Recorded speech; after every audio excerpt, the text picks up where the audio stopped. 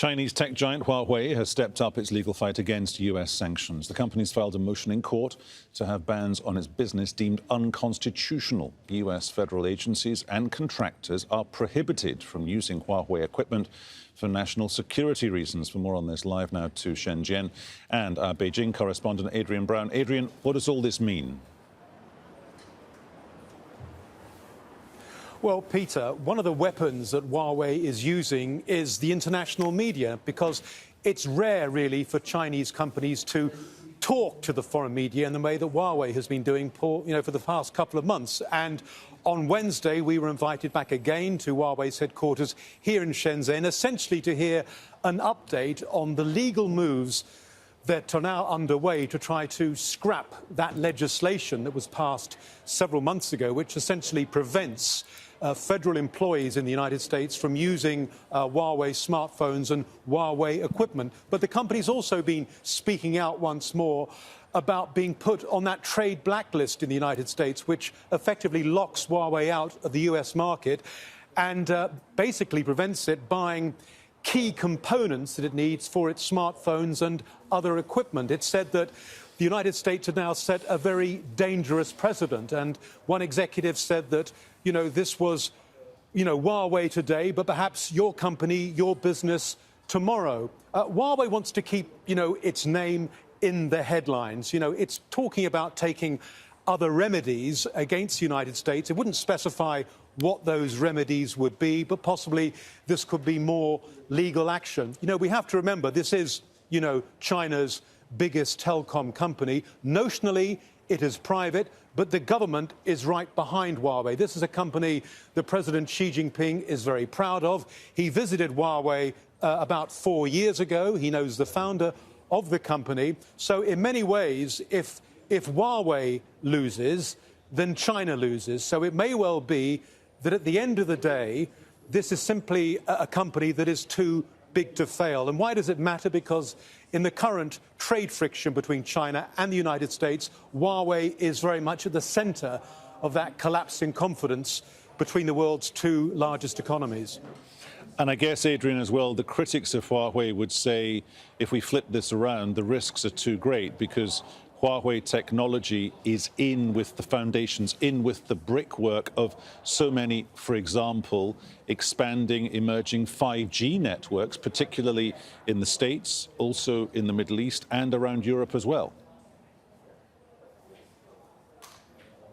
Yeah, you're absolutely right. And of course, there are countries around the world, Peter, particularly in Africa, particularly in Southeast Asia, who are big customers of Huawei, that are soon going to have to make a decision on what technology they use. Are they with the United States or are they with China? Now, at the moment, Huawei sells in about 150 or so countries around the world. Africa is a very, very important market, but there will be consumers in those areas who will worry about what will happen to their technology, their Huawei hardware, 3 months from now, because that's when really the ban that came into effect 2 months ago will start to take effect. Huawei anticipated being put on this trade blacklist. It's been stockpiling parts, but very soon those parts are going to run out.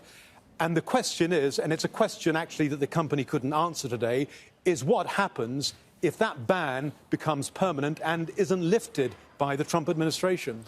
And if, Adrian, we have the sense where you are perhaps that we're heading towards a stage where people get territorial over rare earths, those minerals that are used in everything from avionics to your smartphone, to your iPad, to digital technology, that will kind of blend together almost, I suppose, in a perfect storm, a trade war between Washington and Beijing, industrial negative relations between the States and China, but that could potentially have an impact globally as well. Yeah, you're right. This is such a multifaceted story at the moment, but everything, as we've said before, is connected right now.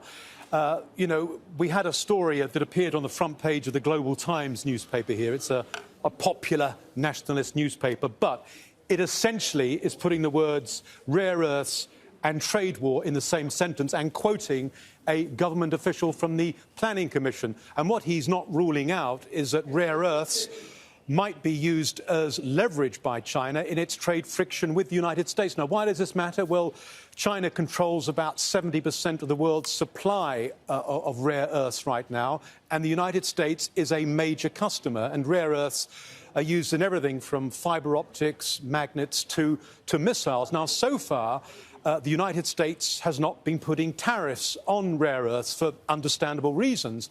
But what we're getting now is a very strong hint, and it's an oblique hint, I have to say, suggesting for the first time that perhaps China might start restricting those exports of rare earths to the United States. Now, if that were to happen, this would go from being a sort of sparring match between China and the United States to basically a game of, Russian roulette. Adrian, thank you very much.